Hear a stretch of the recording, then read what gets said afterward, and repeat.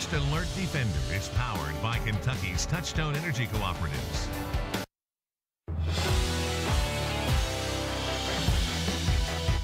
Pretty busy afternoon across northeastern and eastern Kentucky. A couple of very strong thunderstorms developed during the early part of the afternoon and unfortunately moved over the same area. So we had multiple rounds of very large hail and very heavy rain. So a concern just off to the northeast of Lexington for some flash flooding into the early evening hours. Live First Alert Defender. Even Lexington now getting in on the act as far as the rain is concerned. We've managed to avoid it for much of the afternoon, but we got this cluster over the north end of town, and you see where the flash flood warnings are set up. Although the one for Nicholas County was canceled early, it was set to go to the top of the hour up here into Bracken, down into Robertson County until 6:45, and then later in the evening here into Owensville. But this cell here just off to the eastern part of Harrison County and sneaking down into Nicholas County once again. Some heavier rain, maybe some hail, nothing like earlier when we had golf ball to baseball sized hail, but out Russell Cave Road,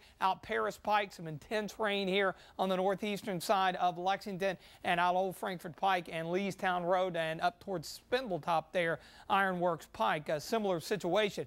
The front is stalled out just to the east of Lexington. Back here in the warmer sector, even though we got a lot of instability, the mid-level flow just not really conducive to getting these storms cranked up. But with the front in place and moisture riding up and over it, that's why eastern sections of Indiana into western Ohio and northeastern and eastern Kentucky, the favorite area for the bigger storms, still have the severe thunderstorm watch until 8 o'clock tonight. The atmosphere worked over pretty well here in northeastern Kentucky after several rounds of heavier storms. 82 Lexington, 76 in Jackson, 83 in Frankfort, 85 in Louisville. And you get out here, look at Des Moines at 95, 86 in Kansas City and Springfield. So summer-like heat out here to our west. They may pay the price tomorrow as that cold front heads that way. In fact, a moderate risk in a small part of the Central Plains with an area of low pressure set to move off to the east. So with that front set up right over the area, that's going to keep the scattered storm chances around.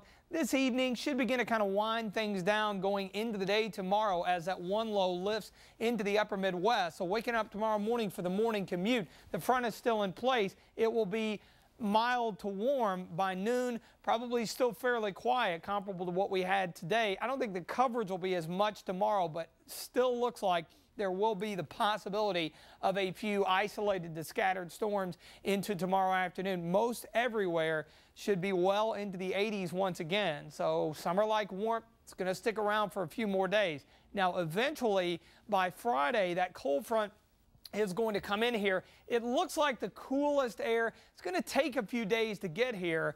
Saturday all the way through Tuesday, still much of the data indicating an upper level low will be kind of cut off from the flow of the jet stream. And as that happens, we'll see a daily chance of showers and some cooler air with highs mainly in the 60s. Won't rain all day every day, but those chances still sticking around. All right. Thank you, 2G.